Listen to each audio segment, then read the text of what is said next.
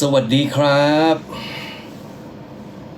ธรรมเนียมในการเข้ามาดูไลฟ์แต่ละครั้งคือเราต้องทักทายสวัสดีกันก่อนนะคือบางคนในหลังๆนู่นขอนี่เต็มไปหมดเลยนะ